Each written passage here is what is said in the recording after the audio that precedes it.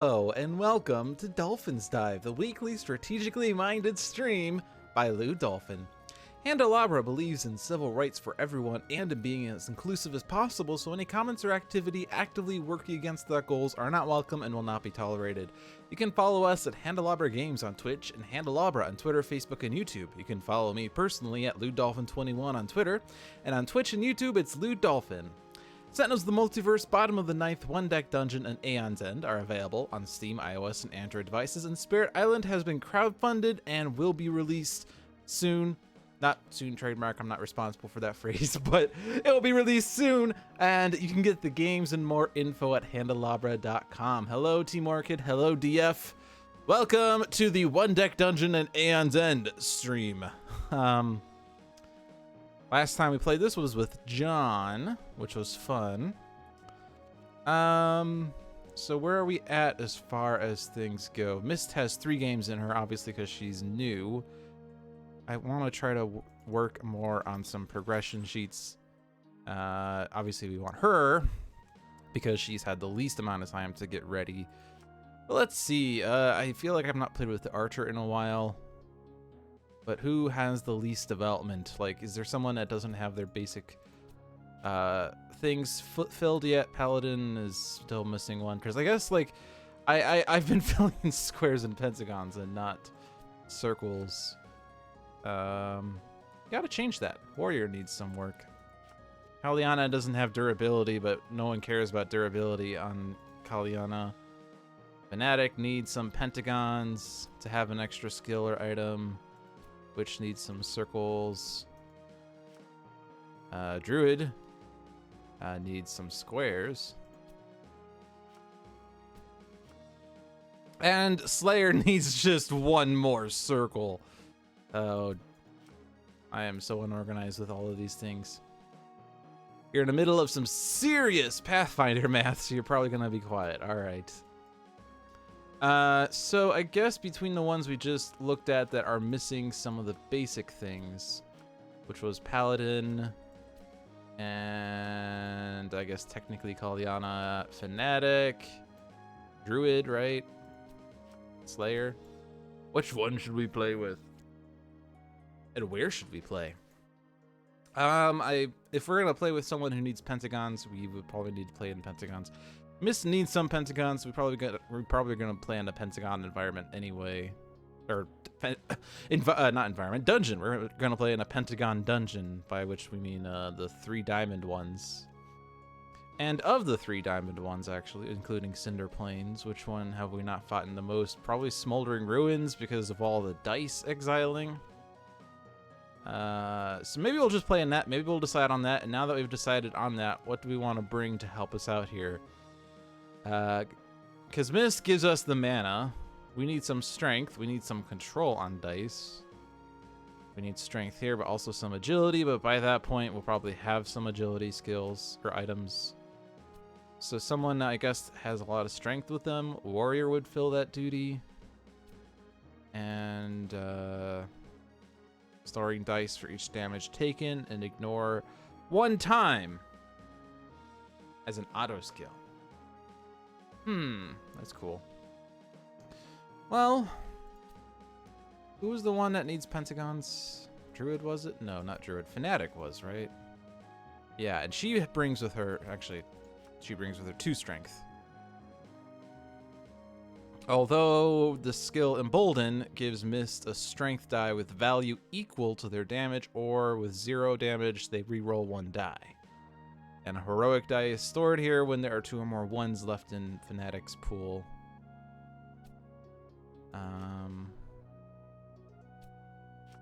Does that give me some nice amounts? We have 2 strength, we have 2 agility, we have 4 mana.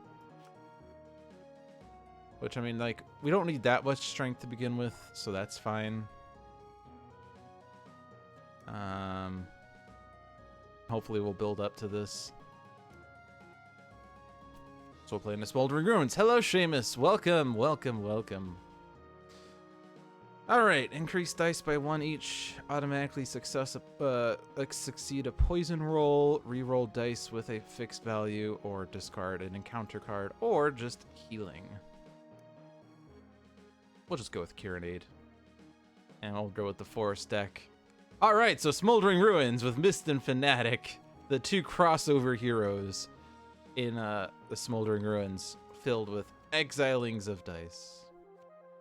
So with Mist, Divine Augury allows for mana skills to be reused, and I didn't actually pay attention to, these basic skills, but Force Bolt makes sense for Mist, True Strike makes sense for Fnatic. Certainly having another mana skill would have been nice, but oh well, it's fine. We can gain mana skills. And Fnatic heals when a potion is used on her, and heals when she descends. So that's what we have going on here. So we'll want to try to get Force Bolt to be used at least once per game, or per thing, so that mana skills get used. And now begins the game of exiling dice.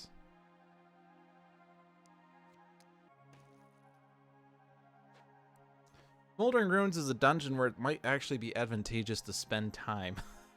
Because then you don't exile as many dice. But you have to be, you need to have some number of skills and items to succeed.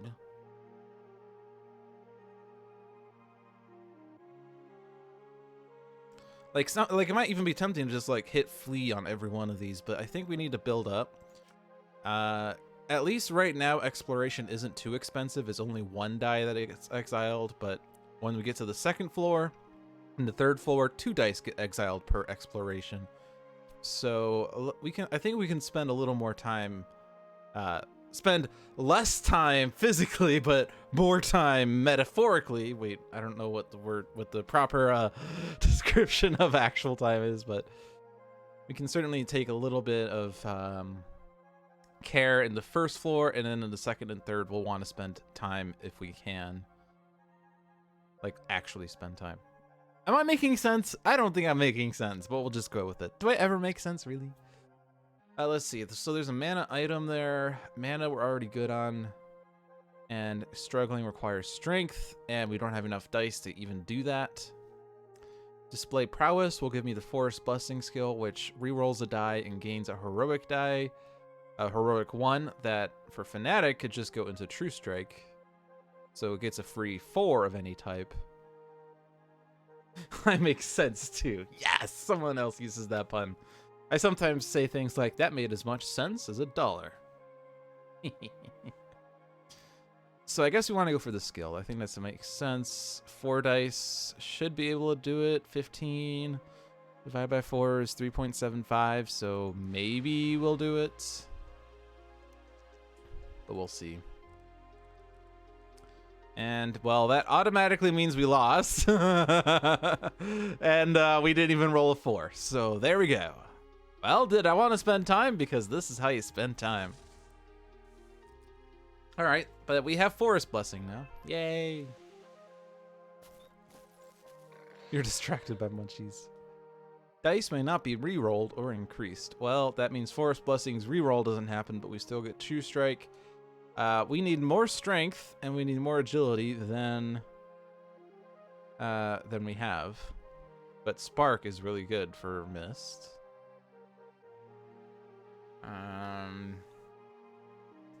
Consequences: 4 damage, 2 poison, 4 time. I mean, even if we can't cover all the squares, is it bad? I mean, Fnatic will give us some 4. We don't need much mana, so Force Bolt could be applied even twice to make up for the differences. Let's just go for it. Let's go for it. It's the early game that is the hard game, especially with how few dice we have. Jeez. All right, so Forest Blessing and True Strike. Let's just make that a heroic for now. And you could gain a Strength 1, but I don't think that will do anything other than maybe augment Force Bolt. We do have something for that. Your strength is pitiful. Your agility at least covers one of those 5s.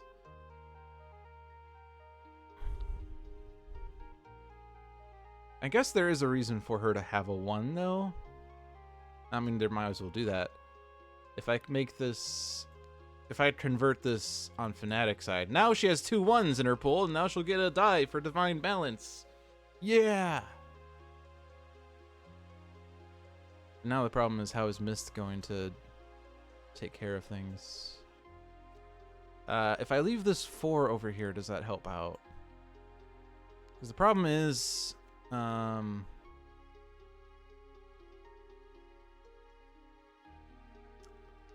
these were your mana dice. We spent Fnatic. So, like, if I put this 4 over here, and this was her 6 as well, like, this is not enough for Force Bolt to do anything, really.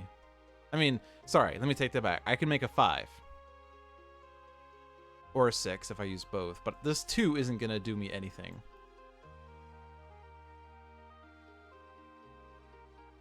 At least it's not being distracted by wondering if 4 60% chances to hit are okay, when if each hits and gets maxed on a d6 roll, they can knock out someone. Oh boy. That's intense.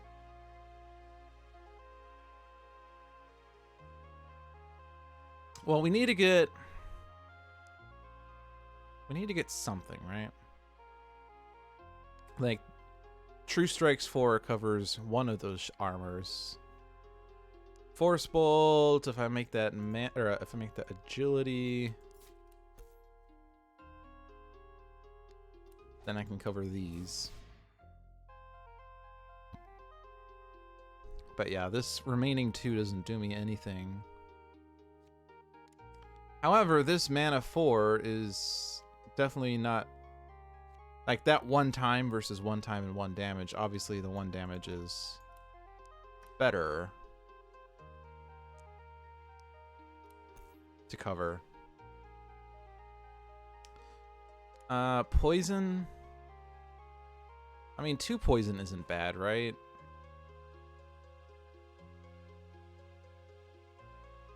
There's ways to mitigate the poison. But 1 damage. Fnatic can take the damage because she can heal more. Plus, it's Fnatic. She wants damage. I think that's acceptable.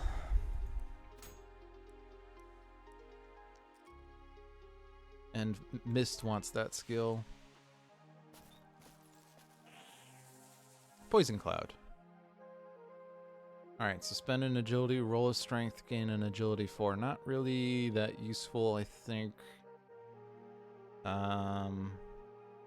Force Blessing gives me a free 4. This spends an agility to roll a die and gives me an agility 4. But what if I have to spend an agility 6 on that? That's not too good. I think we're containing. And since it's mana, and it's a peril, we can use Spark. So we should use this skill. Fnatic. I don't think we need Fanatics.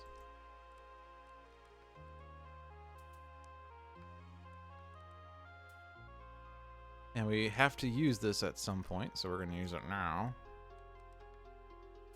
Alright. Everything's covered. So how does the boss work? Roll dice for only half rounded up of each type of stat icon. So if you have a 3, half of that is 1.5, which rounds up to 2. If I take the mana die, that still goes up to 2. Like 4 divided by 2 is 2, which is rounding up to 2. But Fnatic at the same time, 2 divided by 2 would be 1. I think more mana on Mist is kind of the idea of Mist. Oh, Panther. I love Panther. However, is this better than Force? It's not. Force Blessing and True Strike. Although I guess we could just put a strength on the True Strike, and this gives me another 4. I always love the Charmed Panther skill, though. I don't know why. I just like having that free 4. Well, I don't think I'm going to be sneaking by anyway, so I guess we're going to charm it. And since it's a mana peril, and we do have a mana peril skill, we're going to be using Spark. And this is how we use Spark. And we can actually reuse it if we wanted, but we don't need to. Using it once is enough because we can't... multiplayer mage can't get 2 heroics on here, but single player could get 2 heroics on there like every encounter, which is ridiculous.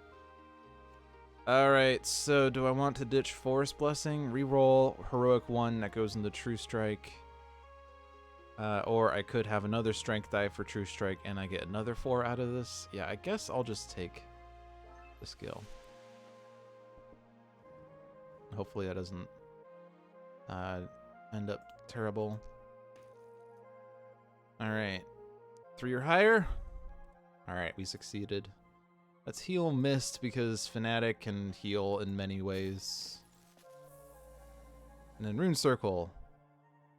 Swiftness Aura, that gives me a free Agility 3. Not as good as a free Agility 4. However, this can be used in perils. But I think the mana item is better. And we can disarm more easily than we can remove Crystal. So we'll disarm. And because it's Mist, use the heroic skill. I think basically anytime that there is a mana option for a peril, we're taking the mana option on the peril. Because we are now OP on mana.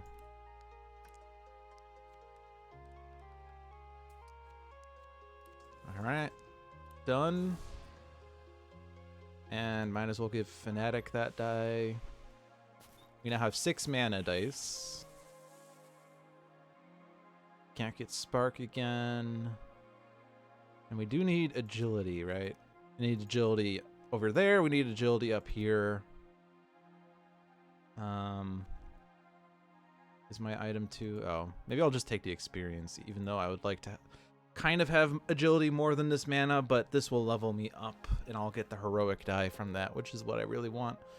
But we will contain because it's mana, and we'll use focus because it's mana.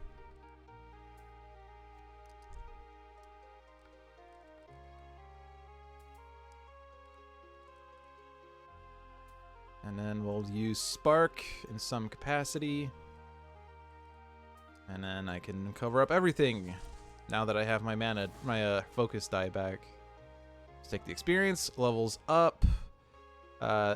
Aid heals me. I'll just heal Mist.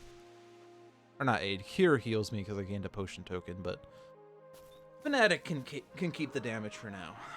The Null that says you cannot place heroic dice on dungeon challenge boxes. Adept, 2 mana, roll a strength and agility die, discard 1 of them. It's a mana skill, which Mist links. Not necessarily the best mana skill. I think this was one that Migrant P had said that he doesn't care for at all, but this also gets me a strength item, which on either character, this would increase the number of strength dice on the boss by 1, and that's kind of important. We'll fight it, I think, for sure. Do I want to use Divine Balance? I don't think so. It's not as easy to determine when Fanatic will have 2 1s left over. But, who wants this more? Fanatic doesn't have anything other than, like, True Strike, I guess? Whereas Mist could Force Bolt.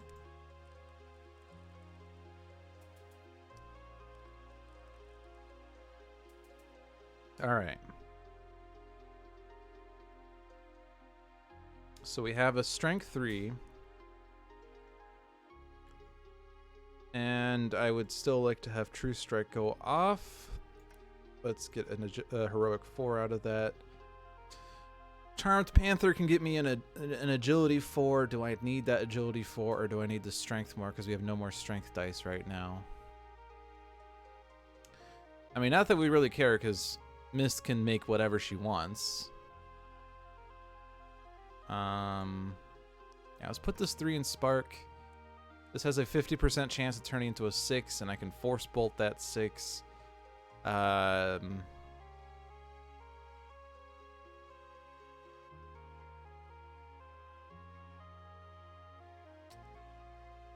do I want to do this? We still have this 4, right? Let's just place that 4. That's probably just going to go there anyway.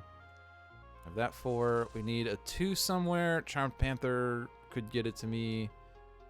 Embolden can do a reroll. Actually, we have a 2 right here. I don't know what I'm. Oh, I can't do heroics there. That's right. Let's just charm Panther for that 4. That's the easiest way, I guess. I can put a 6 there. Now I just need a 1 on each of these. Which, that's something. And that's something. Not too hard. As Migrant P, just cover all the boxes, Lude. As Migrant P says. Did I say says? As Migrant P says, just cover all the boxes. I probably want that item more than the skill. Let's give this item to Fanatic. We really want to have odd numbers of dice because that will like be the most efficient as far as getting dice on the boss is concerned. Awareness. Reduce the difficulty of each challenge box by 1, making perils much easier. 4-5-3 would become 3-4-2. I want that skill. All right, enter, focus. Let's go ahead and use Divine Balance. This seems like a good time to use it. And give this to Mist probably again.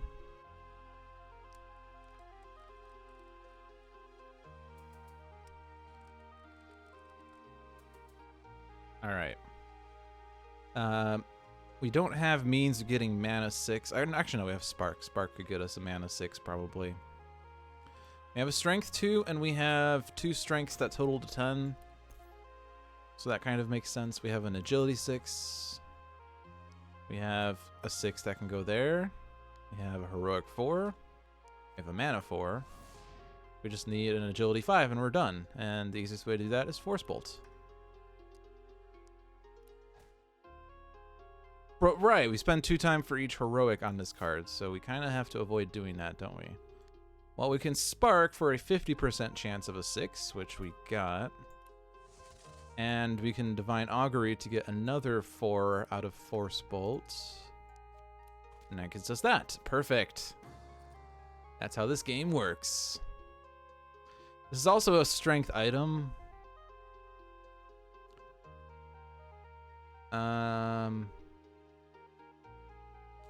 But I kind of like the idea of making perils easier. Perils are really what's the hardest part of this game. Let's keep the mana dice, because, well, we're mana strong. Of course. Uh-oh.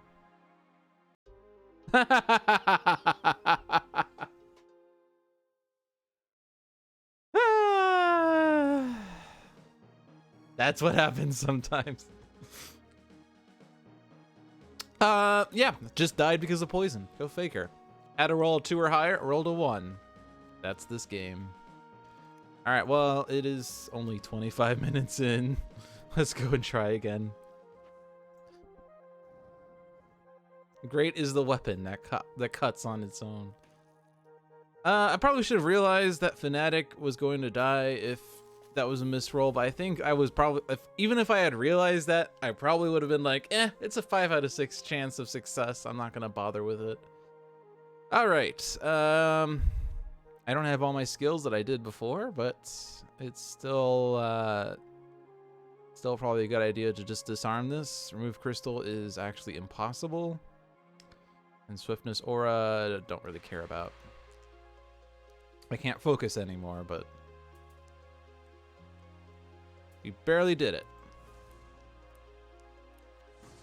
And we'll give that mana item to Mist to power up Force Bolt.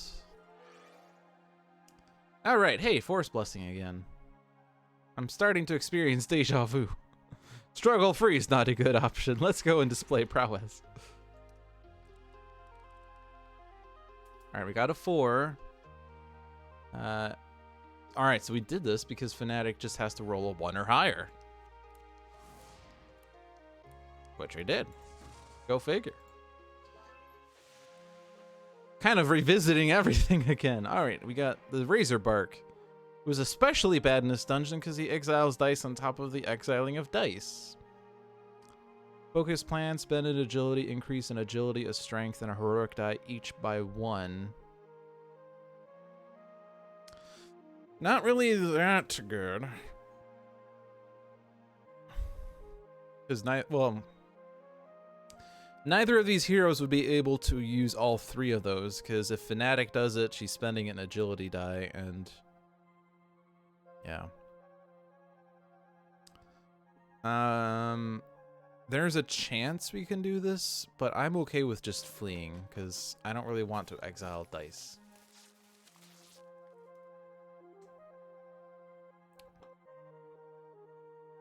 This requires strength, and we don't really have strength. And we don't have agility or strength for these options either. All right, let's flee again. Especially when and if you end up in this mess in this set.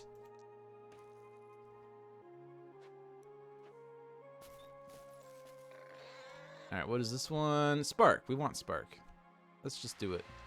We're at full health. We can succeed.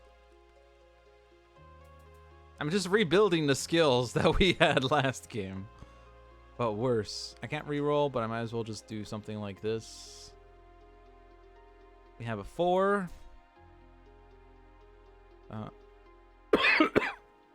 We have a 4. Oh man.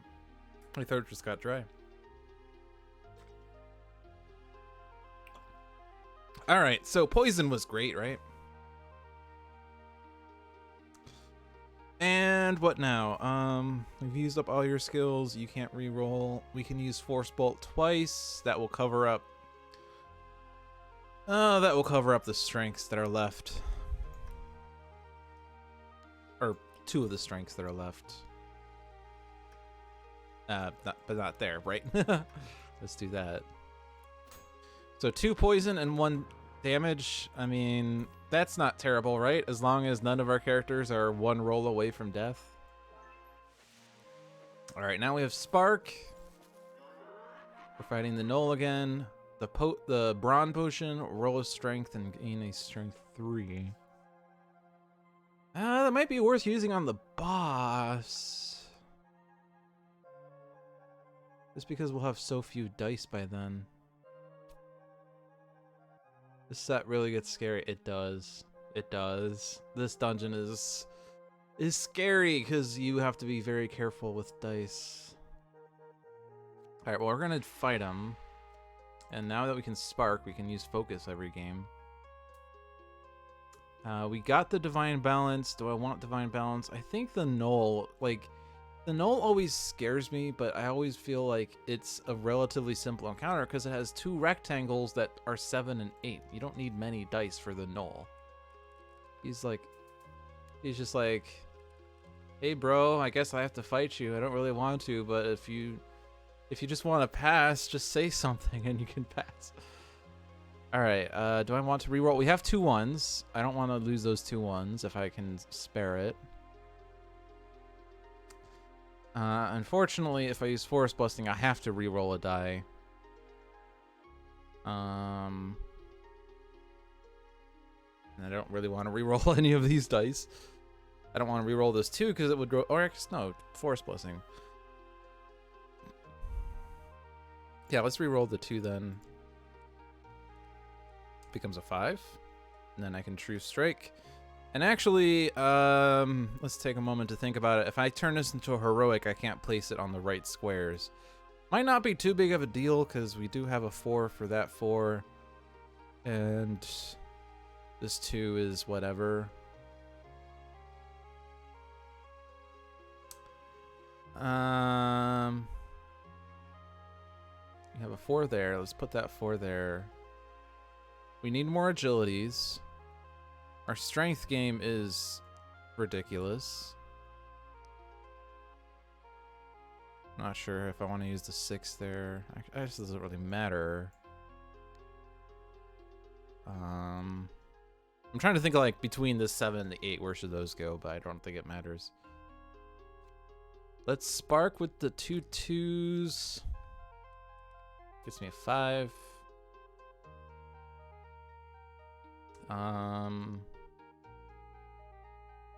So if I put the 6 there, the 1 goes there. I need 6 there. Force Bolt gets me a 6.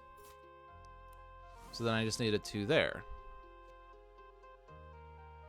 Oh, right. This 1 was going to go in a True Strike, wasn't it? Oh, well, I don't need it to go in True Strike. I can just Force Bolt it. Alright, do I want the brown potion or do I want the strength item? Because that would give us an extra strength die on the boss. Whereas this potion is limited use, and it doesn't give me good strength numbers anyway. And we might just have so few strength dice anyway that the strength gains are not good. So let's just... Mist is at their item limit, so Fnatic will take that. Do I want to do Razorbark? Bramblefield might be doable now with Clear a Path. So give me balanced attack or an agility die or experience.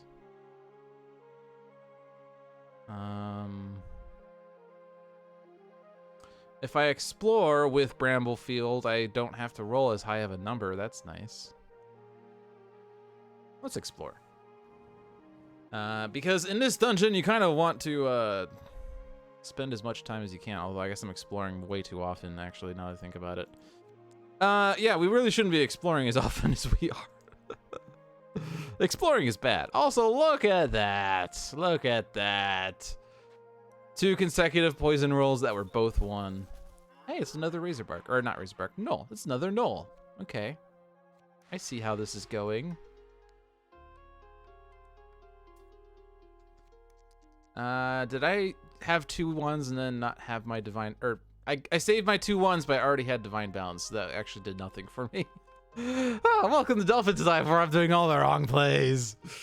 Alright, let's see. Oh, I don't need to worry about the 1s, so let's re-roll 1 1. It's a 6. And then I have something for True Strike. We have a 4. We have a 2. We don't have a mana 4, but that doesn't really matter. We can Spark, as always. Should Spark, as always. That gets me a 4. Then we'll just go there. We need a 3 somewhere. We need to get enough for the Strength, which is trivial. We need enough for the Agility, which is... I guess, I mean, remember, that 1 is for True Strike, but it doesn't really matter, does it?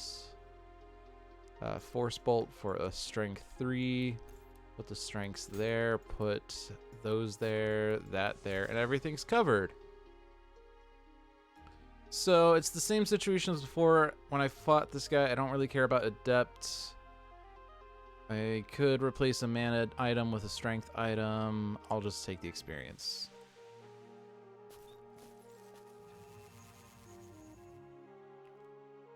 Stabilize Aura. I think that's the answer. Spends time, and I can focus and Spark.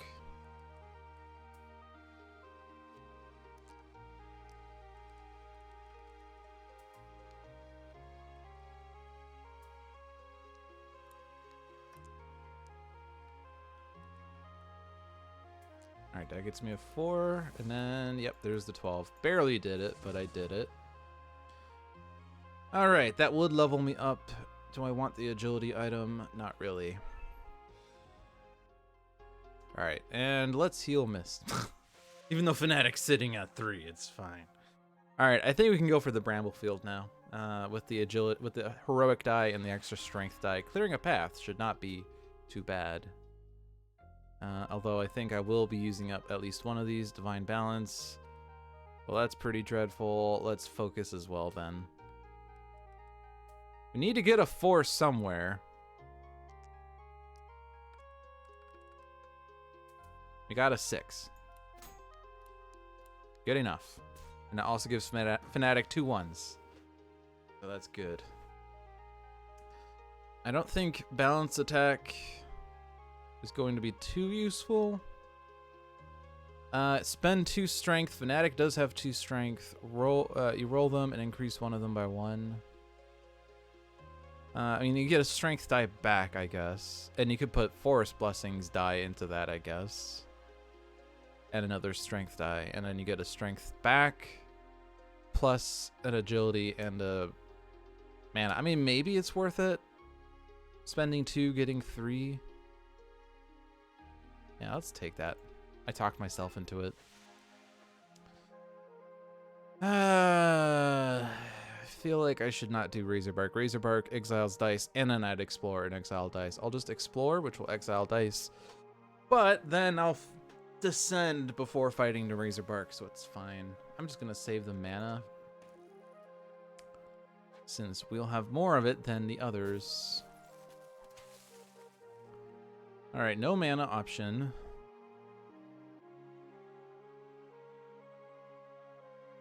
One more strength die. Does that make it up for getting to 10?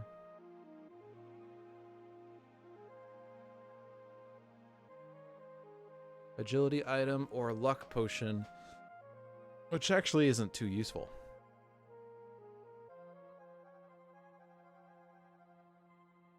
And the agility item wouldn't get us up to another odd number, but...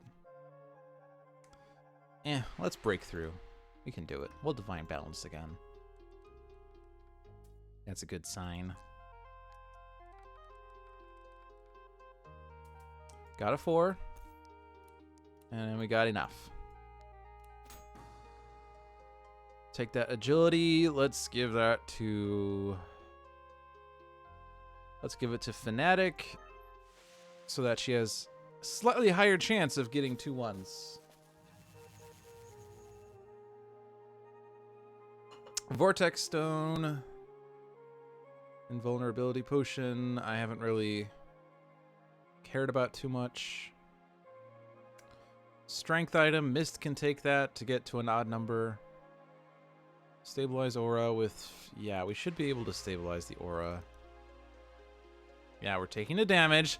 Should I just give this to Fanatic and start over again? It's fine.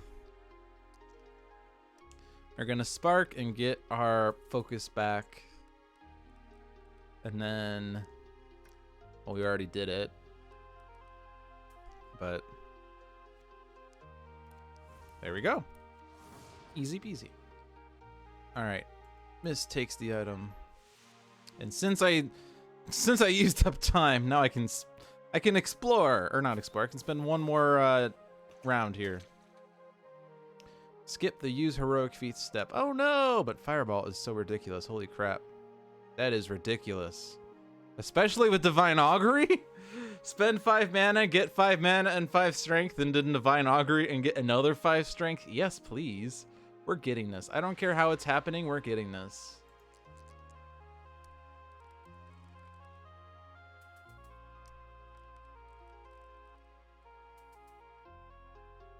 So, we have a 2. You don't have an agility 3. You have 4s, 4, 6. We have the agility mostly covered. We just need an agility 3.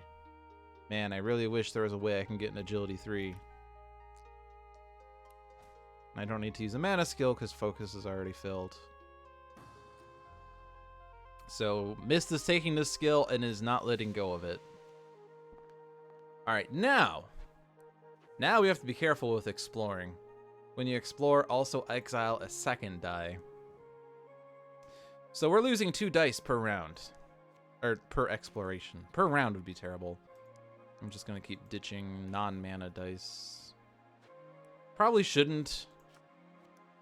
We do need 26 strength. We're currently at 5 strength, so we need 30 strength across 5. Or we can get at most 30 strength across the 5 dice. That's okay. We'll use heroics to make up the difference, because that will totally work. Oh no!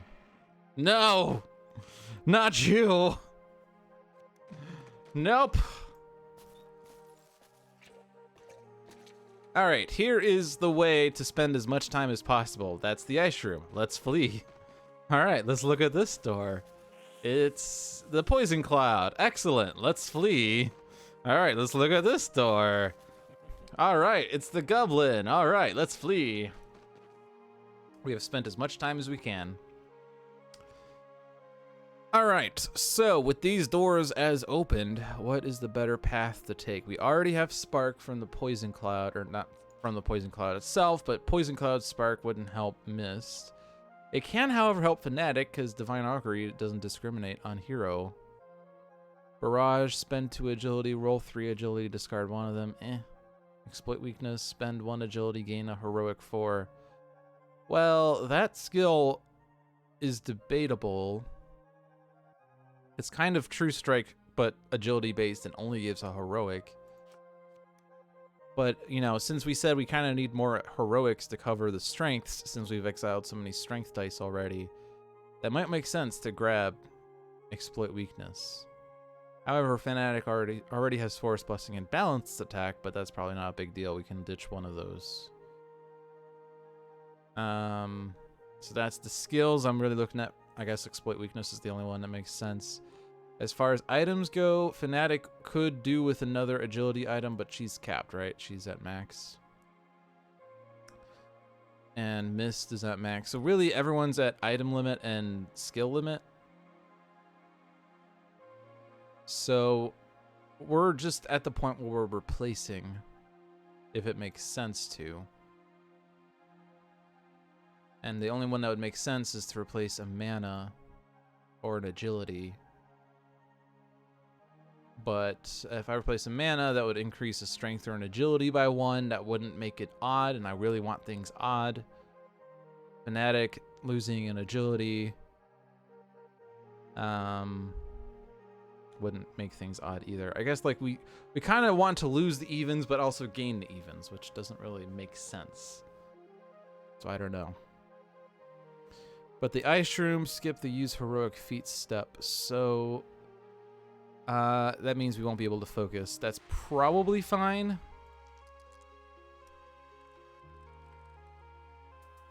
Oh boy, all those ones. Only Fanatic had rolled those ones. Well, Fanatic does have 2 ones.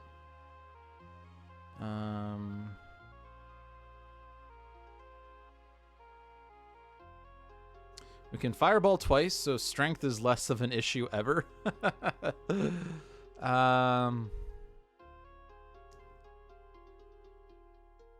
How do I want to do that?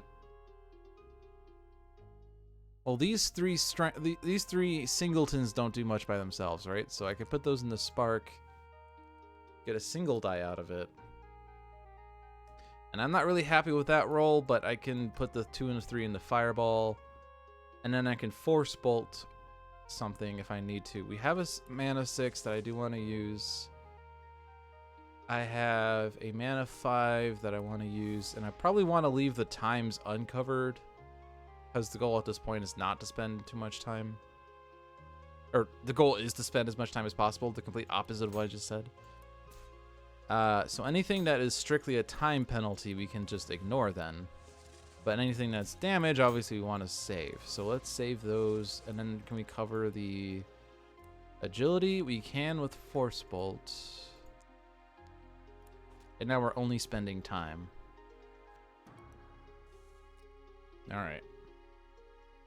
Both heroes are at their item limit. Both heroes are at their skill limit. Yeah, I really don't... I don't really want balanced attack. So now I would kind of like to have more agility for exploit weakness, but I don't want to lose my strength die to do that. So I don't know what really makes sense there, but... We can Poison Cloud, we can Contain, we can Focus. Give that to Mist. And that should cover everything. But we definitely want to use Spark.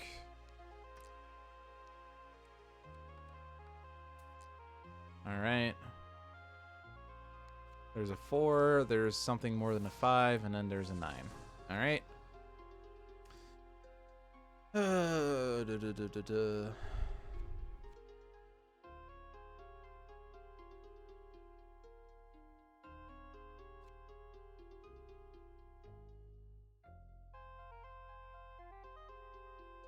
Let's just take experience. All right, now we can Goblin.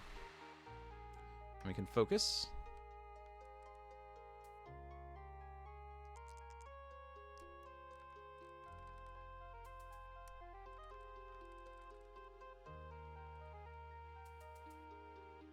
All right. Do I want to reroll? I have something for exploit weakness. Don't necessarily have something for True Strike. I can give Mist a strength 1 for whatever reason. I can Fireball. We have no more strength left in the pool, by the way. So I can't use Fireball again just yet. Let's save that Heroic 3 for now. 6 there.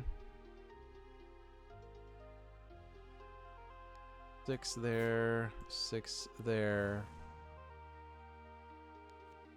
Except anything that's strictly a time I don't care about. So I'm going to ignore the mana 4, this strength 4, but not the other strength 4. I'm going to ignore the agilities, and I just have to cover the 2. And that spends 4 time. And I already used a mana skill, so I need to focus.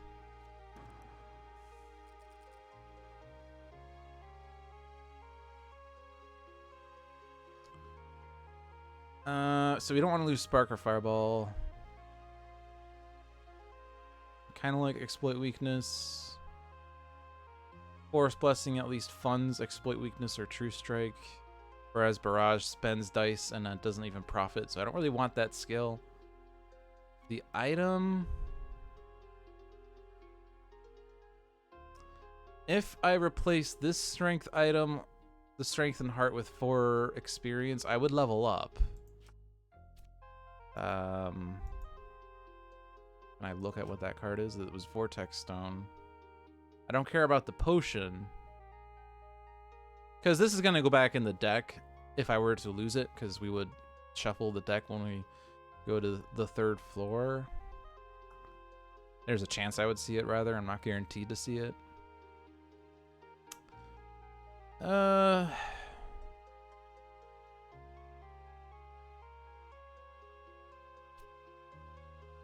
Yeah, I kind of just want to level up just so I can get more items and skills.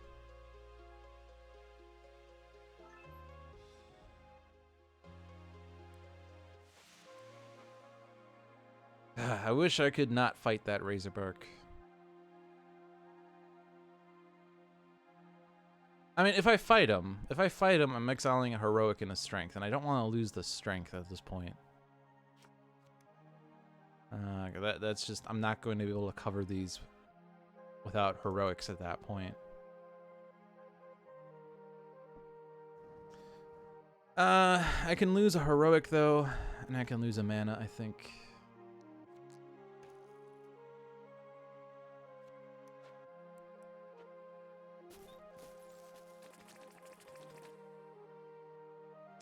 No mana thing here. I don't need to spend time, because if I spend time, I take damage, but I could spend time if I wanted. Precise Blow, Strength die, gain a Strength 5, Agility 2. That's kind of nice. Because with 5 Strength dice, I really need very hefty Strength numbers. Which Fireball gives me 2 Strength 5s. Precise Blow will give me a Strength 5. I would still need something somewhere. And I guess actually, even if I rolled, with my 5 Strength, I rolled all 6s, I wouldn't be able to cover the 2 13s because they're terribly spread out. But that's why we have Heroics. All right, let's do it. Let's do it. Let's do it. Let's strike down. I know. I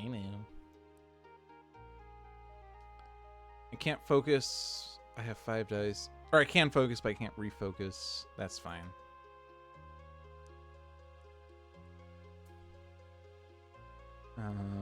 Give that to Fnatic in case she rolls 2 1s. Mist is a magician.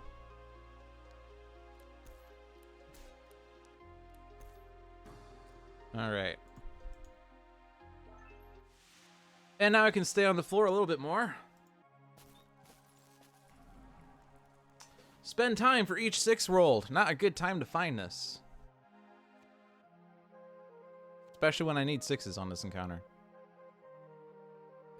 Increase one die to 5 and another to 6. And spend time!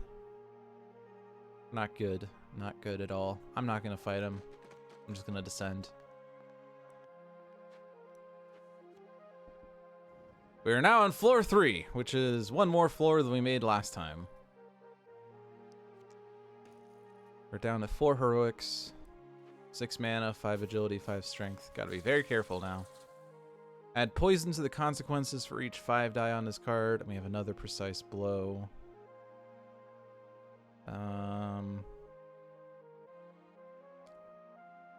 Although we can get an agility item on Fanatic that would get her an odd number of agility, which is exactly what she wants.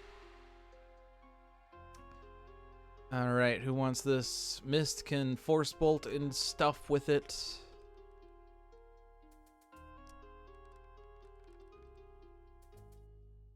Alright.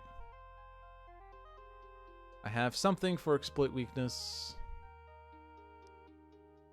Not really a good thing for precise blow. We can gain 1, I guess. Yours now. Have a 5, except we don't want to put 5s on that card. If we can somehow finagle it. Unfortunately, we don't have skills that really give us 6s, except for Force Bolt. Which we already kind of need to use for the 6 on the right. We can ignore the mana 4. That's really the only one that's pure time-based, other than something that gives poison.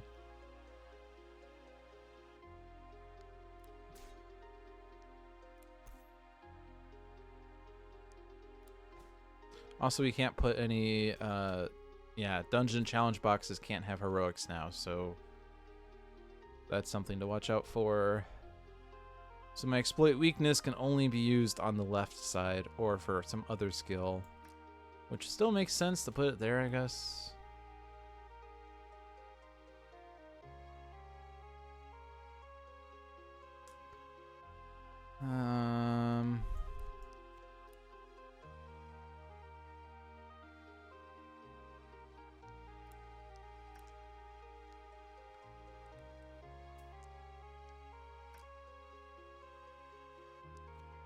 This is where my strength limits are costing me. So I can't get too many good strength dice out of this.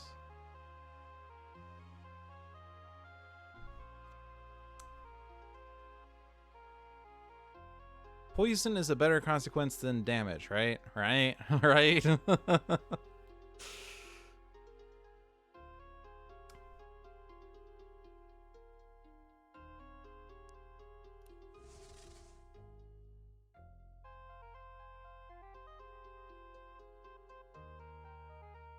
I can get 1 strength 6.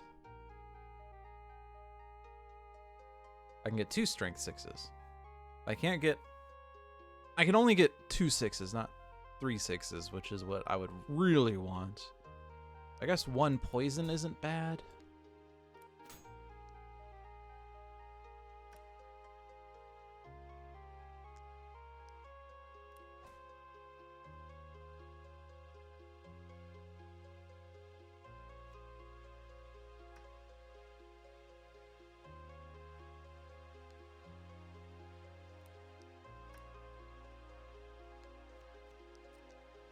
I still have to cover that 11. Force Blessing would do it.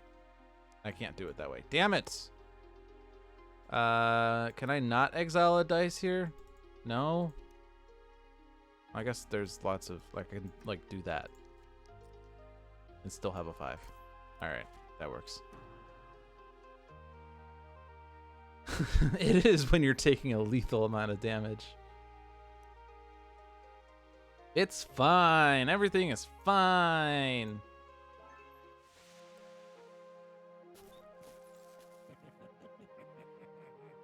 Oh, shoot. I was going to flee, wasn't I? Well, in this case, it actually doesn't help me if I flee first, because I'm going to spend 2 time. But I was supposed to open the door, flee, open the door, flee, open the door, flee. I forgot to do that. But in this case, I'm going to be spending 2 time if I fight him right now, or if I flee and come back. Actually, if I flee and come back, I'll have more information as to what I need to do next. Oh, the Wisp. Not a good encounter when you don't have many dice. The difficulty of Wisp is not the numbers on the squares, but the number of squares. All right, let's just flee. All right, excellent. Maximum fleeage. We have exploit weakness. We already have that. Adept. Don't care about that. Blitz. Spend a strength, roll a strength, increase a die by 1. I guess that can give me 6s. Do I really need 6s though? That don't help me at all. I guess it gets me a mana 6. Which mana is the one that's hard to come by, right?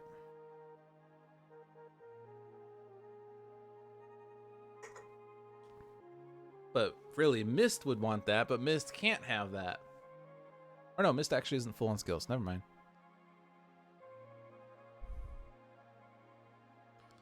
Okay, Goblin. Focus.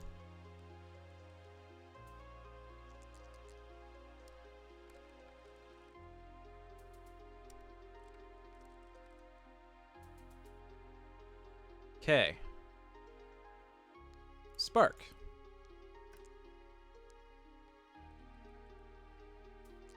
And then Fireball. And then eventually Force Bolt. We can put a 6 there. We have a Strength 6. 4, 4, 2. A number there. Let's see. We don't have an Agility 5. But I can cover that, I can cover that, I can get a Heroic 4, that doesn't cover anything right now, except I could replace... Actually, I could put it there, and I get that agility for that spot. How about that? Precise Blow will give me an agility 2, not too useful. True Strike can give me an agility 4, that can go there. And now I would like to have that agility 2. All right. There is now a flaw in this plan. I need an I need a 5, and I already have too many agility dice on the right. Damn it! Damn it! All right. Well, here's what has to happen. I need to Force Bolt and discard one of those dice. Cover that up, and then Divine Augury. To Force Bolt, another agility 3, discard that one, and now I can cover that. Yay! Is there any time-based ones? There are bunches of time-based ones, by the way. I forgot. I don't need to cover the time-based ones. Okay. 4 time. This dungeon is so weird, man. I want to actually spend time. So backwards. I want to have like no consequences, but I have to have all the consequences. All right, let's give this to Mist, and maybe it will make sense.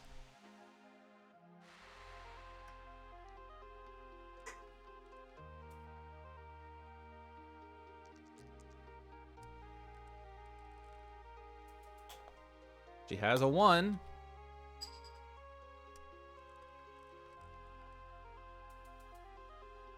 Okay.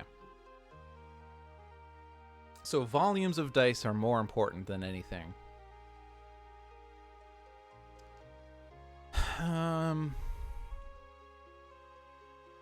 Like, I guess covering that agility 11 is something. I don't need to cover that mana 2 or that mana 4. But obviously being able to cover those 2s and 3s. So using, like, sure, I can use Spark, but I don't really need to use Fireball. Except I can. And get a Strength 5. Okay. I can Blitz. I don't need to increase any of these dice by 1, really. The only one that would make any sense is the Agility. I guess I could increase the mana and Force Bolt, but we need mana dice.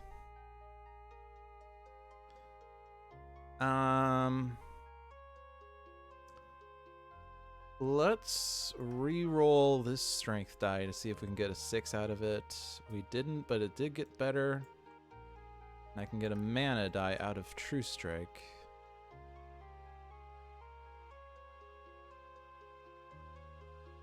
Oh, I don't need to cover that agility 3. Okay. So I can't put heroics on the right. So this 6 doesn't help with the right side at all. And this 4 doesn't help with the right side at all. But I can put the 6 on the 11. That covers that. I can put those agilities there. And other than that, agility 3, which I don't care about, we're good. The strength, I need a strength 6 somehow. And I'm still incapable of doing that outside of Force Bolt. But there's other things to consider on the left side. Heroics should go somewhere. Manas should go somewhere. That. And really, this doesn't have to be that. Except that was not your 6, so it wouldn't have helped anyway. Or was it? I don't know anymore. This is flashing, which means it was your 6. And I can cover that too. So those are... I don't want that 4. Why am I putting that 4 down? Just trying to make sure that I'm not covering anything that's just time, because that's the one that doesn't matter. So I just need a strength 6, and I can do that. All right. And we have our focus. Is there any way you can have 2 1s? Nope. Force Blessing would have or did give you a 1 that you used, but I think we didn't have that many 1s in this roll, ironically. Although you would get a heroic 1. Or, sorry, Mist would get a strength 1. That doesn't help me at all, though. I guess if I hadn't used Force Blessing when I did, but that's fine. Alright, strength item. Doesn't help. Adept doesn't help. All that for nothing that helps. I can just give that to Mist. We can't really get to level 4, so I'm not going to try. And this is the last dungeon before the boss, assuming I can spend enough time, which will involve taking damage. That's fine. We'll take damage.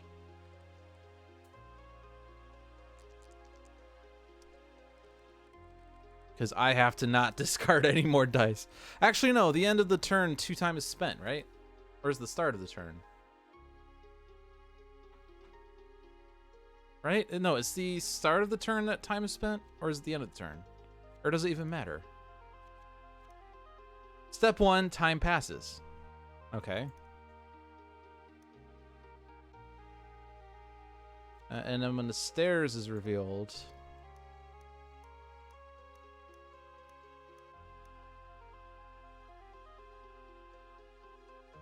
Immediately if the stairs are revealed while spending time to start a turn. Okay. So I don't have to spend time. Okay. I don't have to do any more consequences than I have to. Well, I don't need Fanatic to have 2 1s because we can't use this against the boss. We have a strength 6. Not 2 strength 6s. We have a strength 4.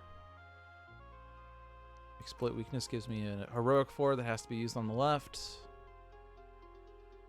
And now I can put something there. We have 2 5s. We have something that's greater than 3. Can reroll a die and gain a heroic 1. You already have a heroic 1, but does it make sense for you to reroll that? I'll go ahead and have you reroll. Oh, you can't because dice cannot be rerolled. Fun fact.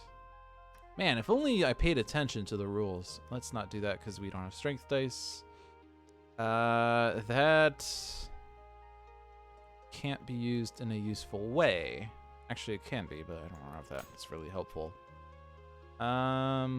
Increase the die by 1. Spark. Fireball. Fireball gets me a strength 5, and then Blitz lets me increase it by 1. I have to have something there, and I have to Fireball. So I can discard this strength die, get that 5, Spend this strength. Roll a strength. That's a 6. And dice can't be increased anyway, so that's fine. I keep forgetting.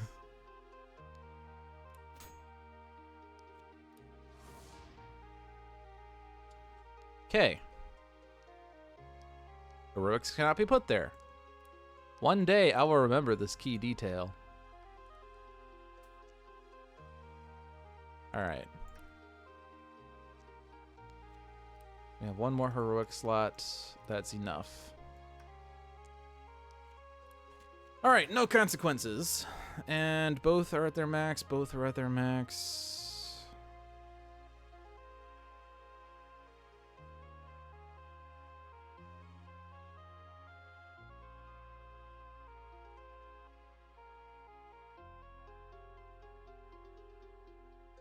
And that mana item is not going to do you anything on the boss. So I can ditch the mana item and get a strength item, and now we'll have one more strength die on the boss.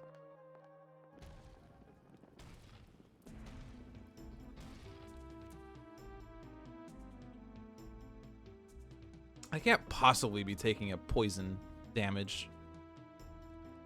There we go. Success. All right, we have like very few dice to work with.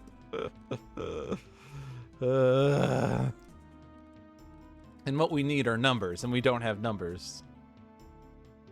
I can re-roll a die. I can gain a 4 of any type. I can roll a strength die and increase a die by 1. I don't have enough to fund Fireball. Ah! All right, well, Spark. Ah! Curses. My partner can gain a strength 1. Yes. Well, if I actually use aid, then you can re-roll a die. Because then you'll have no more damage. That's kind of our only real shot here, is to get something better. If you increase that 3 to a 4, and then you use Blitz, you can increase that 4 to a 5, and then you can Fireball. And once you have Fireball, that's a bit better. I mean, we're probably not going to be able to cover many of these squares on the right. But if we can minimize the damage this round, it's really the marathon that we have to survive. So let's see, is the agility already covered? The agility is already covered. I could save an agility and try to exploit weakness. I could precise blow. That will give me agility that can go into exploit weakness. And I really have to burn up my strength anyway, so I might as well do that. And then put that into exploit weakness. So now I have a 4. And we do need the heroics to help cover the strength, since, as we said, we don't have enough to do that. So that covers that 13. And we can still True Strike. And I can re-roll this mana that doesn't have any purpose right now. Gives me a 1 back. Thank you so much, game. But now I can get a 4 of any type. Make it a 4 heroic, I think. Try to mitigate this. If I get 2 strength 5s out of Fireball, though, then that would do it. So for that to happen, really, we're going to need to aid this 3 into a 4. We're going to need to blitz that 4 into a 5. And then Fireball can be used twice. So let's go ahead and use aid. Increase that 3 and then increase 1 of the strengths, I guess. Spend the other strength on blitz, which is terrible, but now I can use Fireball. And I don't need to use Fireball twice at this point.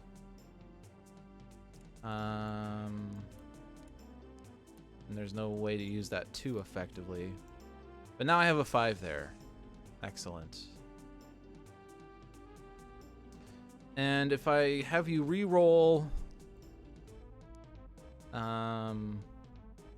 let's turn that into a heroic on Mist side. And if I have you re-roll that, it could turn into a 5 or a 6. It turned into a 3. Okay. Well, that gets me a 4. I don't know whose 4 that was. And that was your 3, right? So actually, no, you can, yeah, you can spark, and that could become a 5 or 6. It became a 4. You're making it so much harder than it needs to, game. I want that to be a 5, really. Is it worth spending a potion? I only have 2 potions left. And I am at full health, so the potion's not going to heal me.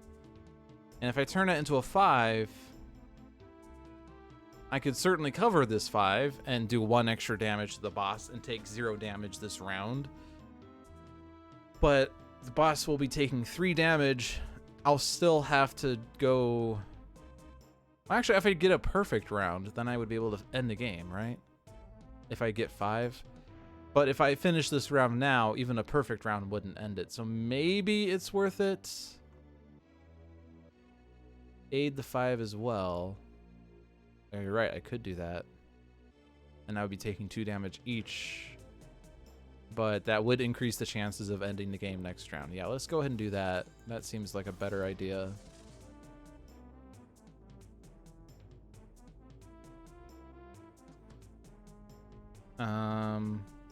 Fireball?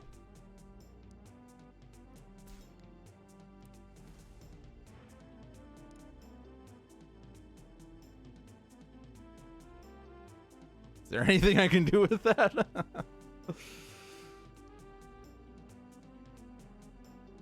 Aid again. Take no damage. I don't. That's not worth it at that point. 5s and 4s, yeah. So there's no way I can get an even 13 on either one. Oh, okay, that's an even 13. Except now that's just 14. And it's not mana, so that does me no good. Can I reverse Force Bolt and turn the Strength 5 into a mana 5? No? Okay. That's fine. I'll just end the round. It's fine. Health is a resource.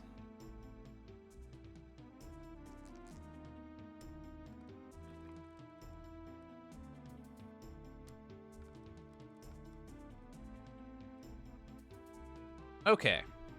What to do with this? Let's re-roll this mana 1. Mana is the most important thing that we kind of need to have high. I re-rolled a 1 like 5 times and it became a 1. The game's trying to tell me that I am destined to have that 1. I can spend this Strength 1 to get a Strength 5 Agility 2. I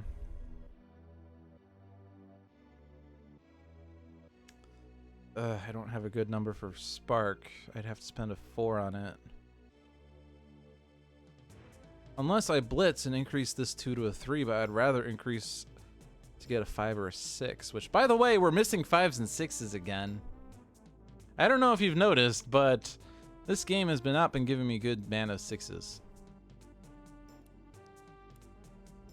Like, I can do one of those 13s. I can do that 13. And I don't really need to do that. I mean, like, the strength is whatever, because we can always... Let's just remove the dice. Actually, let me do this and then undo so that the dice are back to where they belong. Okay. Yeah, I don't have a good number for Spark, and I don't have a good number for Fireball. Ah!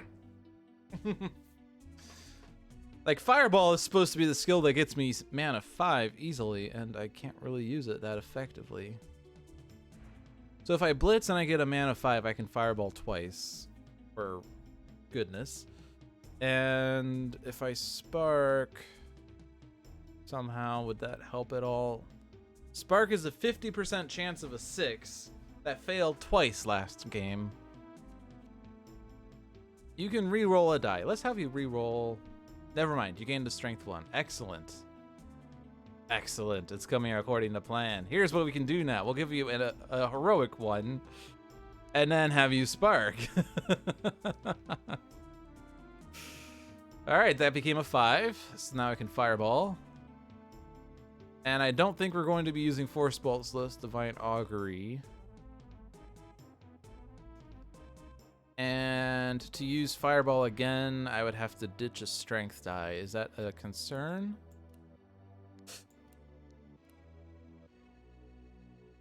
No. And the agility's perfect. So I can go ahead and Fireball again. And now the strength is covered, the agility is covered. We're surviving this round, so all I have to do is... Oh, I guess I have to put something in for Blitz, don't I? Or do I? No, I have Aid. I can Aid. And let's heal you. 5 damage to the boss, wins the game. And I can't min-max this anymore. Whose 4 was that again? That was yours? Let's exploit weakness and give that 4 back to Mist to Spark. Ah, why do you do that? Why? All right. This 50% chance of a 6 has failed tremendously, by the way.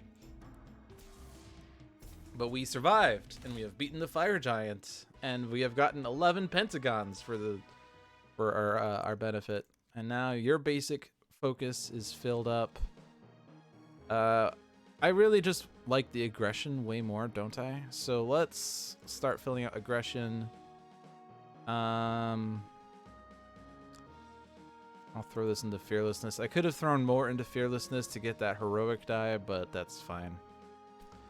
And Fanatic can fill out crafty, so have an extra item or skill. Can fill out grit to, after each boss round, heal 1 damage. And then the rest should go into aggression. And that's that. Okay. Excellent.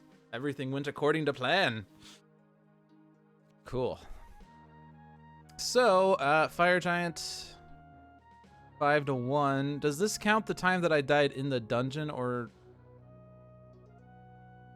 is that encounters against the boss? If so, I guess I haven't lost to the Fire Giant itself yet.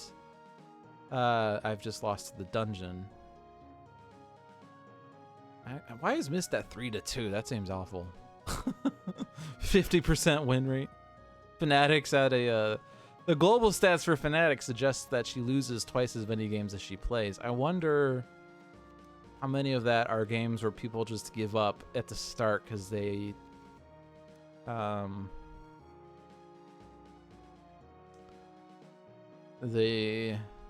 what's the word? They find this game hard. Like the Dragon, which is the most often played game because it's supposed to be the easiest one. 52,000 wins, 141,000 losses. That's about 30-70 rate.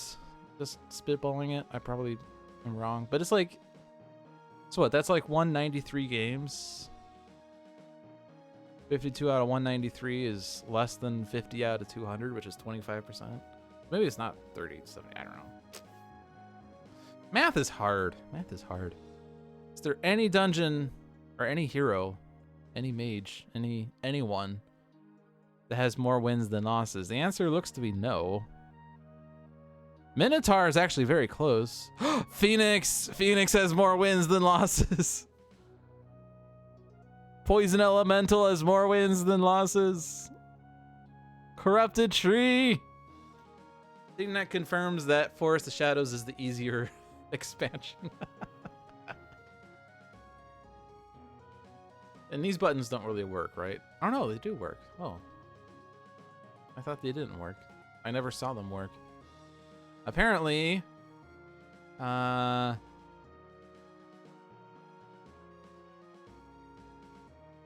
guessing the numbers on the right are what are updating, because the numbers on the left, I definitely... Yeah. Oh, wait. They're kind of working, but also kind of not working unless all the games were played yesterday. All the games this month were played yesterday. I think it's possible, maybe. Unlikely, but possible. I'm saying there's a chance. All right, let's end this and let's start up Aeon's End to continue with the double stream.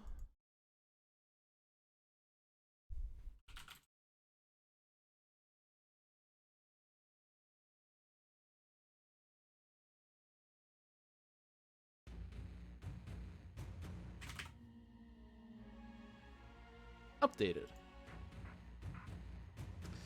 Okay,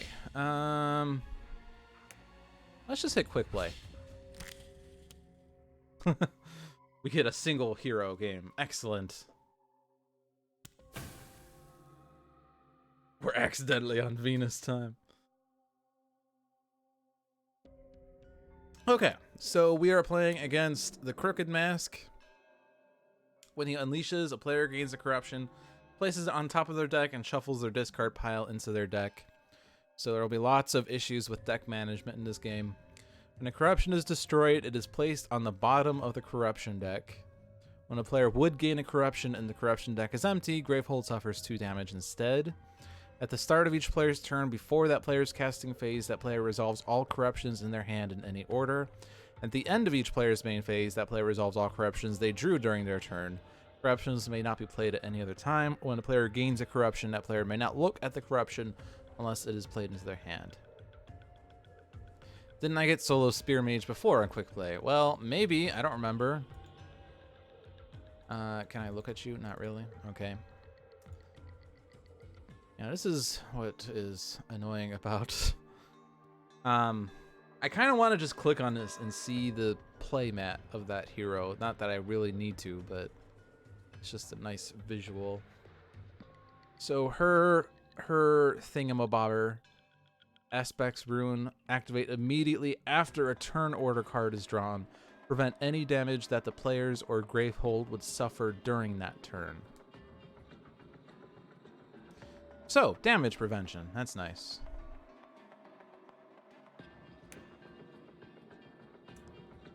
And we're playing, I guess, on standard, because Migrant P changed us from beginner to standard. So we're going to play on standard now. That's fine. Let's see. So, all of our crystals were discarded. That's why our hand is down to 2. We suffered 3 damage. And we're going to gain a card from any supply that costs 4 ether or less, which has 3 options. So the cards we have here: Searing Ruby, 4 ether, gain 2 ether, gain an additional 1 ether that can only be used to gain a spell. Burning Opal, costs 5 ether, gain 3 ether, you may discard a card in hand. If you do, any ally draws a card. So, in a single player game, allies are yourself, right?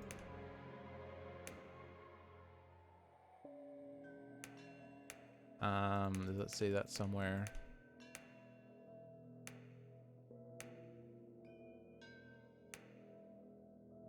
Trying to think where that would say that. Oh, solo play. So 3 turn order. There's 3 player turn orders, 2 nemesis turn orders. In solo play, you are your own ally.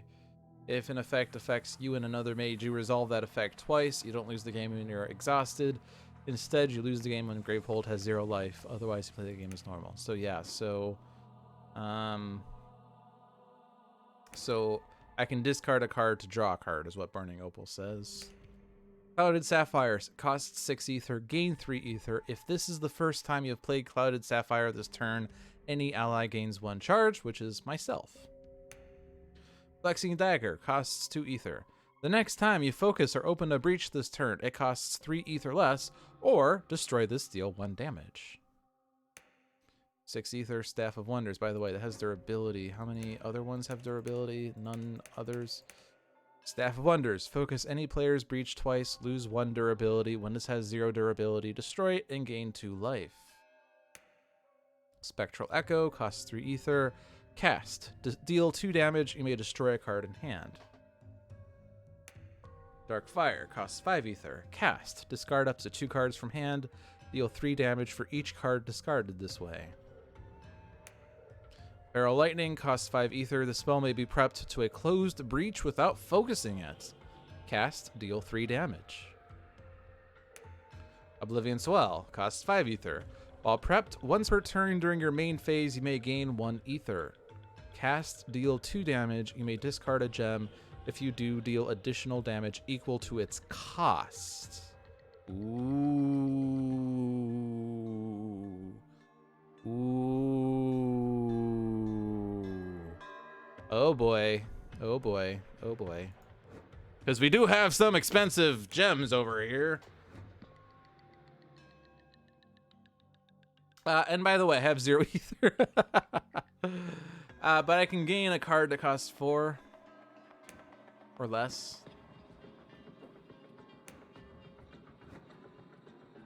You have only 3 breaches, however, so you won't be able to cast as many spells. But you can make us immune to things once that's charged up. And getting that charged up is probably going to be helpful, considering all the self-damage, and especially considering we went from 10 to 7 in that one turn. But you can't gain the one that I would like you to gain, so let's increase our spending power. Yes. My iPad just thought I said something. Alright, Corruptor. When this minion suffers damage, the player who dealt that damage gains a corruption and places it on top of their deck. Persistent Gravehold suffers 1 damage. Corruptions. Alright, play my 1 gem. Any ally may suffer 1 damage and destroy a card in hand. Nope, nope, nope, nope, nope. That's like my only option. Alright, I have 4 ether. I can cast. I don't want to. I just want you to take the big hits, really. So I'm just going to ignore you. Gravehold suffers 1 damage. Yeah, that sucks. I don't want to gain corruptions though, because corruptions involve me taking damage. Yeah. Also, this involves Gravehold taking damage, so that's kind of worse, right? Yeah.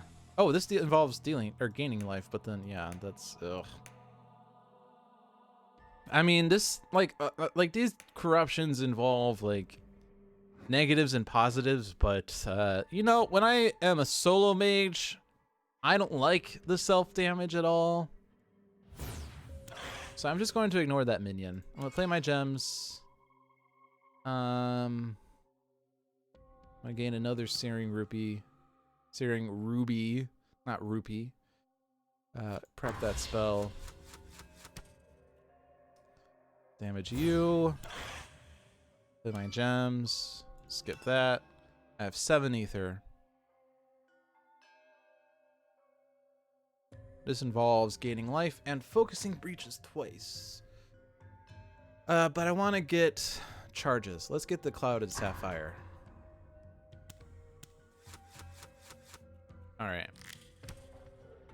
Play the gems. 5 plus 1. Cast that. I can spend 6 ether on a spell. Well, I can't really spend 6 ether on a spell. Yeah, let's get the Oblivion Swell. Oblivion Swell will let me one-shot the Corruptor, right? Right? Right? If I'm reading it right?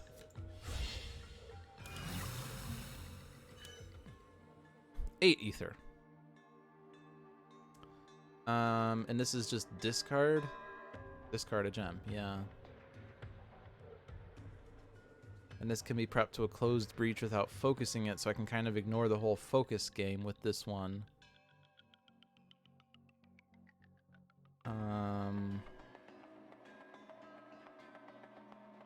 But I kind of just want spending power to increase this, right? So let's get that.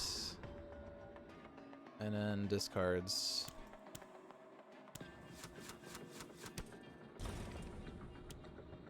The player with most prep spells suffers 2 damage for each of their prep spells. Guess what? That's me. Collectively gain 2 corruptions. Well, I guess that's me. Let's focus this one. Okay. Play the gems. And I can actually gain an ether off of that, so that's nice. It somewhat pays for itself. Do I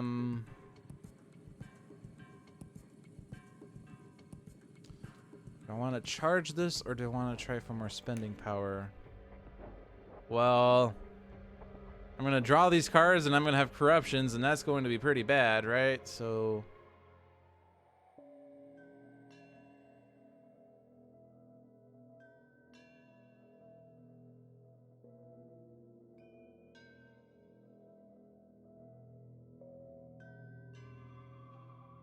Let's take Darkfire.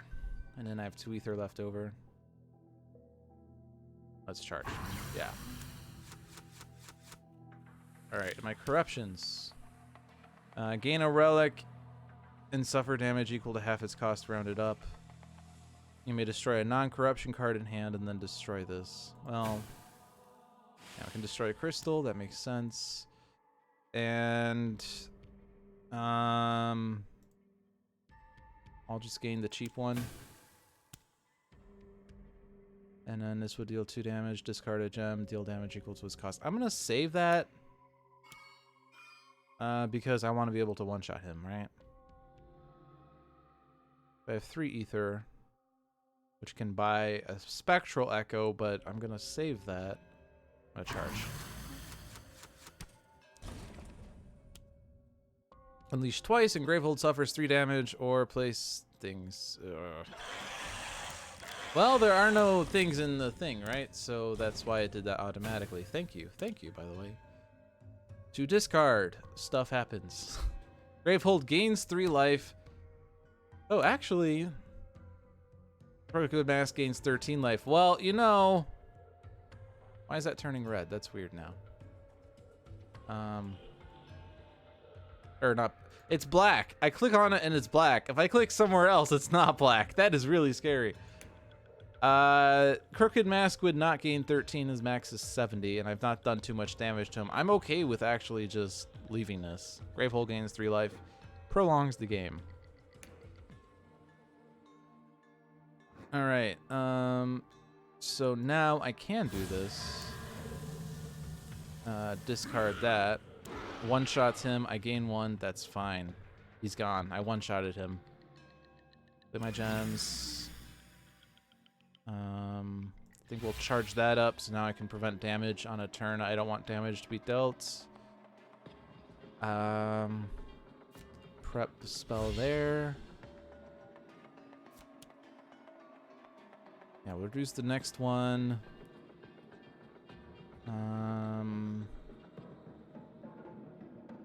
Actually, let me take this back. Let me do this.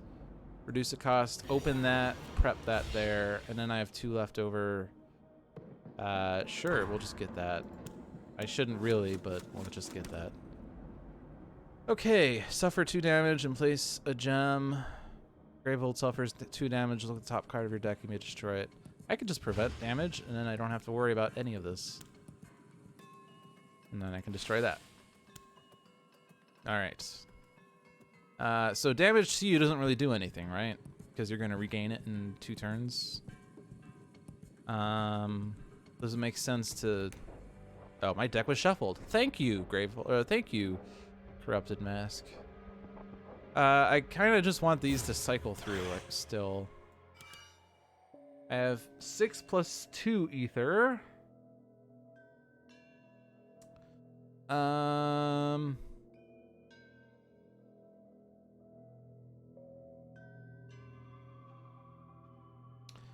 of just want to get all these clouded sapphires. Because this involves charging, and it gives me a lot of ether. I'm going to do that. I could have also charged, but that's fine.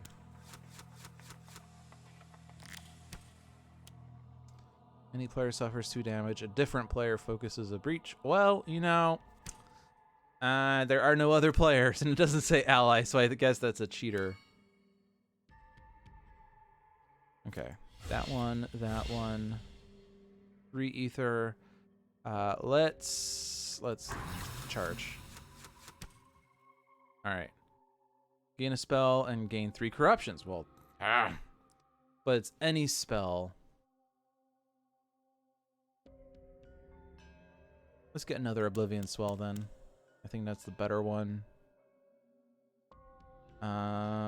Discard up to 2 and deal 3 damage for each card discarded this way, +1. Let's keep the spell if we can. Discard that, deal damage. And then I can prep that spell, which also gains me an ether. That doesn't do anything. Oh no, actually it would. I can focus that. Actually no, I can charge twice. There we go. There we go.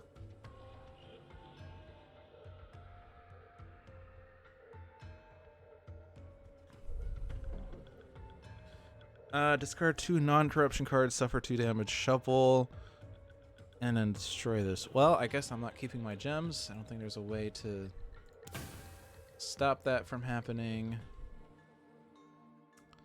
But I get another turn. I gain life, so I'm not exhausted. That's the good news. And I can actually take this guy out, which is very important because otherwise I will die. Okay, I don't need to do that. Play the gems. Do that. Then I can focus for 3. Place that there. I have 9 ether. Well, 7 plus 2 ether. Let's take that, and let's also take a Spectral Echo so I can destroy the crystals I don't need, and I can just leave the Clouded Sapphire as my main gem. Alright, so we should be fine, really. For each tier 3 Nemesis card discarded this way, Gravehold suffers 4 damage. Well. Okay. Damage. Play the gems. 5 ether. I don't care about that one as much. I mean, this would discard to draw, I guess. But I don't... I mean, I guess I could discard and draw a corruption and then do something with that corruption some other way.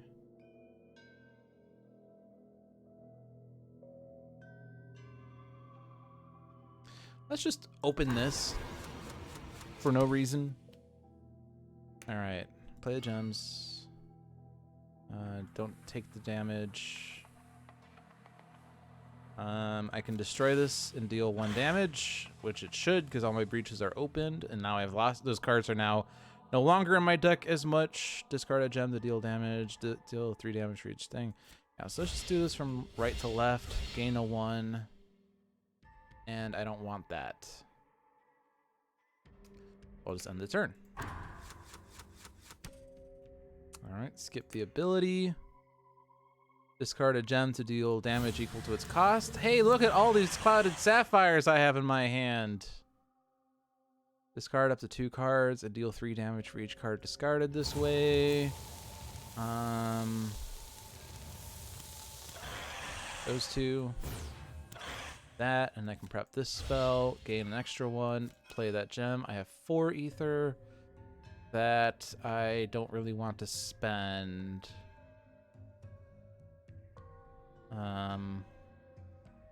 Why gain an additional ether when I could just gain 3 ether, right?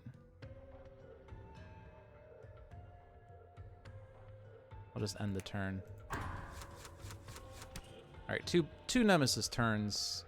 Well, let's skip that and hope we don't die. Persistent Unleash twice. Well, you're gonna go off anyway. Skip that. Any player discards 3 non-corruption cards. That player gains 3 corruptions and places them into their hand. Oh boy, it's getting rough. Alright, skip that. Oh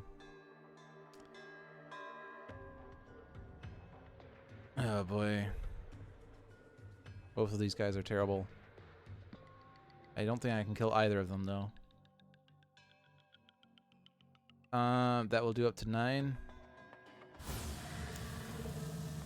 Alright, and then I can deal damage to you. And then I can place a spell down, play those. I can gain a spell. I don't want more spells now. Let's just take the Oblivion spells. I like that the most. I don't have any corruptions in hand, so I don't need to use the ability. I can do this and destroy this crystal that I don't need as much. Play the gems. Darkfire and Spark. 4 ether.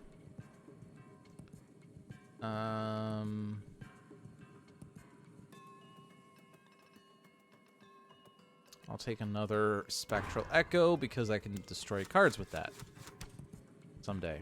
All right, no corruptions. Skip. And this will take out that guy. This will... I have to discard for this, so let's discard those two. All right. Gems, spell, gain the ether. So now this spell isn't really that good. Feral Lightning, all my breaches are open, so I don't care about it. I don't need to focus any breaches. I can destroy this eventually and gain 2 life, but that is too far down the road for me to care.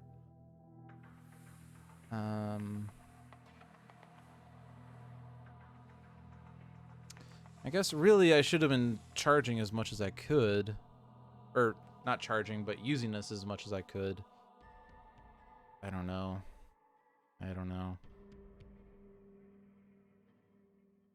Let's just take more of those. Okay. Well, that's gonna discard my hand.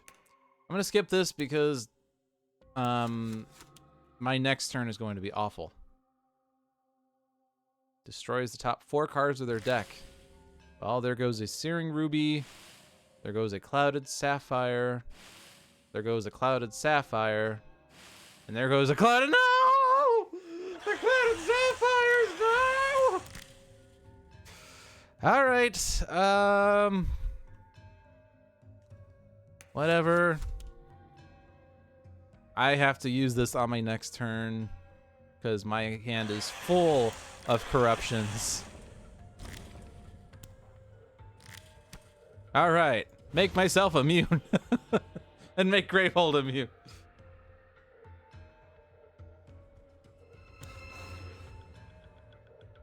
Ah, boy. Actually, let me rewind. Gain 3 corruptions and place them on top of my deck. Guess what? There are no corruptions. Yeah, take that, Corrupted Mask. Oh, man. I want more of these because you destroyed all of them. What a dick.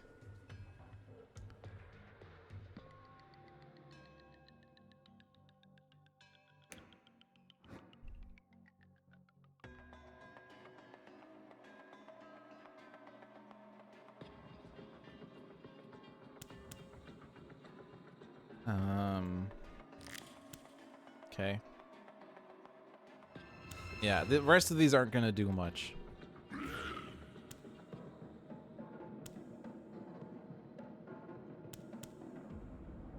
But we survived.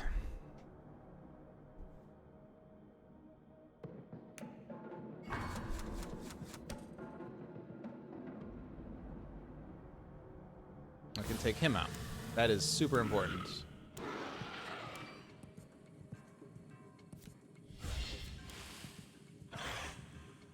Okay.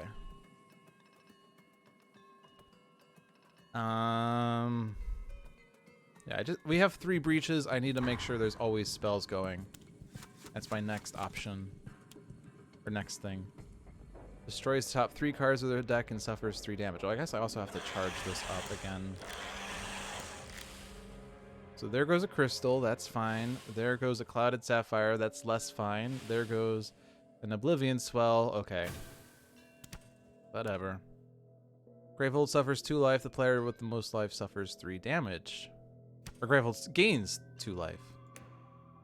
And then I take damage, which when I'm exhausted, Gravehold suffers double damage, and that's not good. Okay, damage you.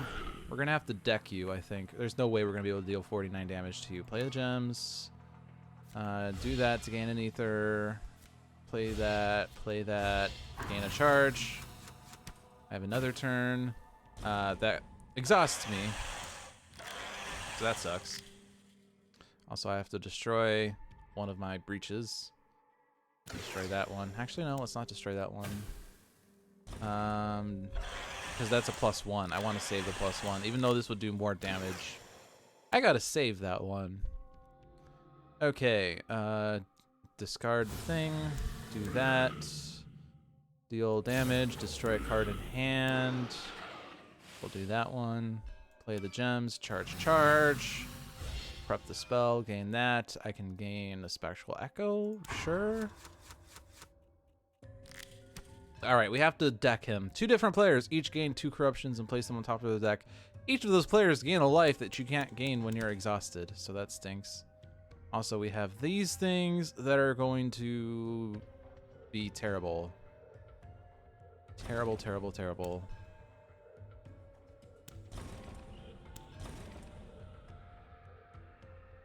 Yeah, just destroy it.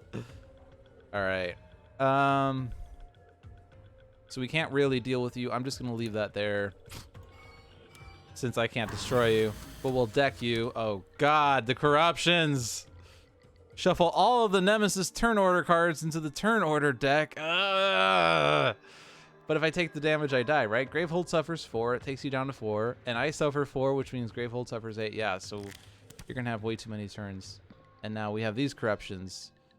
And that is 2 damage to Gravehold, 2 damage to Gravehold, 2 damage to Gravehold, and 2 damage to Gravehold. We're dead.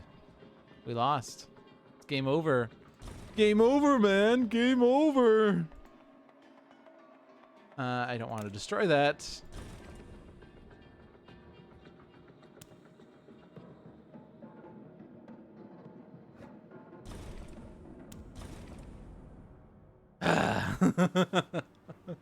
We kind of almost did it, though, even though I kind of was going haphazardly about it.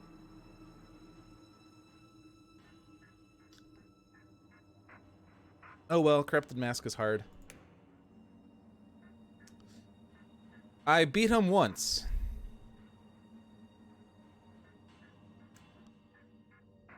But that's it. I think I was doing fine with the Ether. The problem was he destroyed my best Ether cards. And I can't really have stopped that because he kept shuffling my deck. So I couldn't have, like, discarded cards in the better order to stop it. But, like, if I had kept the Ether train going, I could have kept my charge up to make us immune to damage during those pivotal rounds. But yeah, his last cards, of course the tier 3 cards are the worst cards, so of course by definition they're going to be the worst. But they definitely made too many corruptions happen that I couldn't deal with. This game's hard because his corruptions also involve you discarding cards from your hand. So when you have a hand with corruptions in it, oftentimes your turn is null because you can't play anything. And even if you have a card left over, you can't really usually do too much with that unless it's a spell that you can prep. But yeah, that was just brutal. That is so brutal. I kind of just want to... I don't really want to play anymore. That game was just awful. Oh, well. Let's take a look at achievements. Double check if you can see that. You can. Defeat all core game nemesis on expert difficulty. Defeat all core game nemesis on extinction difficulty. Win a game with a solo breach mage, which we have not done yet, I guess. Win a game with Gravehold at 1 life and a total of 1 life across all breach mages. Win a game with Gravehold and all breach mages at full life. Win a game with only 1 type of gem in the supply. Alright, that could be managed, but I'd have to specifically set up for it. Win a game with only 1 type of spell in the supply. Win a game with 5 or more types of relics in the supply. Charge an ability from 0 to full and use it in a single turn. Cool. Prevent 20 total damage to Gravehold and breach mages in a single turn. And the icon on there is Phaedraxa, because clearly that's the one you would have to use to do that. Deal 14 damage in a single blow. Have a breach mage draw the exact same cards for 2 of their turns in a row. Take 10 breach mage turns in a row with no nemesis turns in between. And that is the mage that would enable that to happen.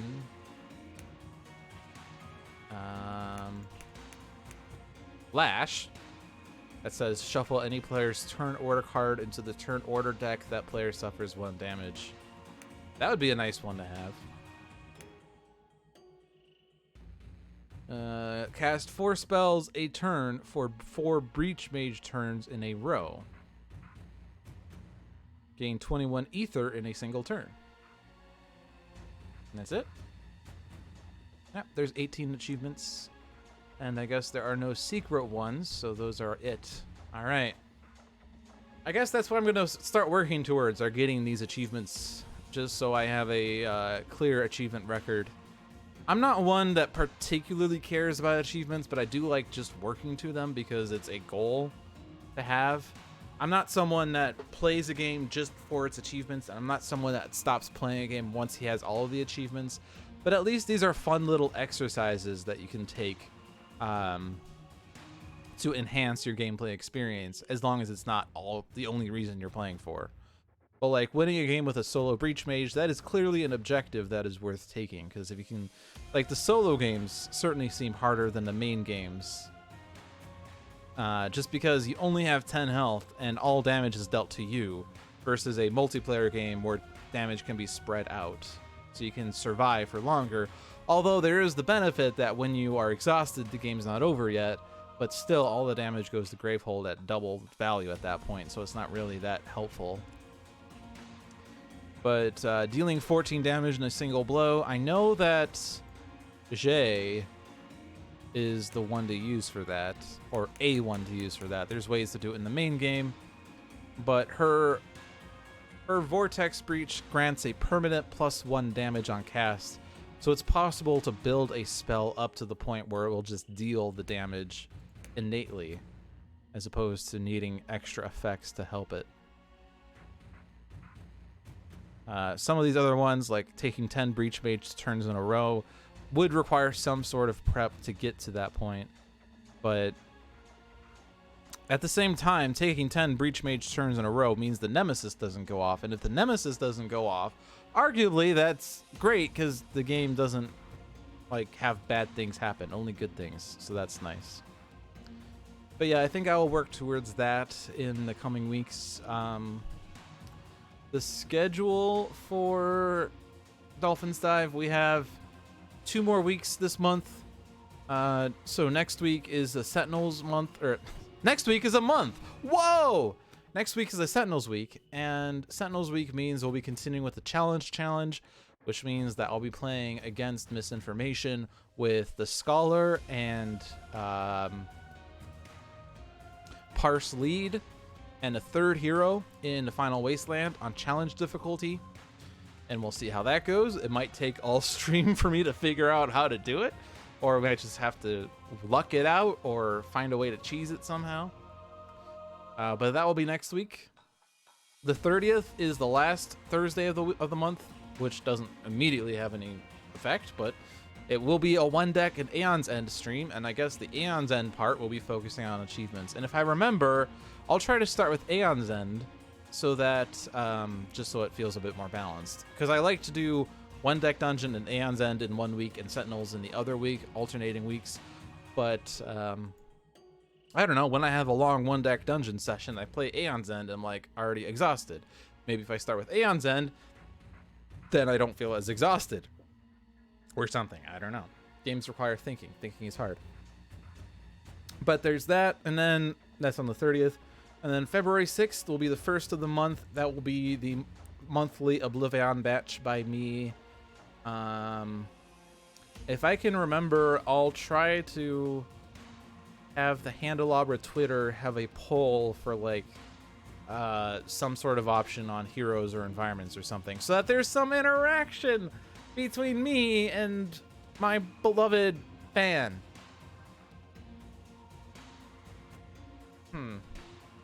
Does it count if it's my mom? No, I'm kidding.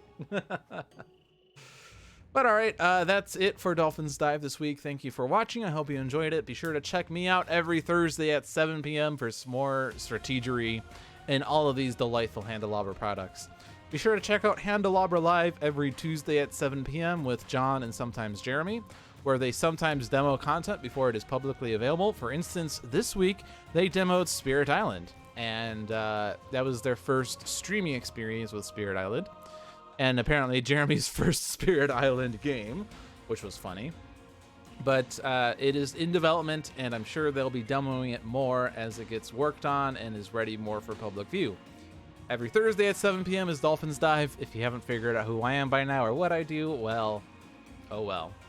Every Saturday at 8 p.m. is On Deck with Pirate Savvy and Dover, a brother-sister duo, technically sister-brother duo, that they have some fun banter with each other, and they like to just play through the games and figure things out as they go. And every Sunday at 7 p.m. is Tales from the Archive with another letdown for some storytelling sentinels that are at least closely thematically related with the actual lore of the game. But yeah, if you enjoyed watching my stream, be sure to check out the products that Handelabra has delivered: Sentinels the Multiverse, Bottom of the Ninth, One Deck Dungeon, and Aeon's End. Not Spirit Island just yet, but will be soon.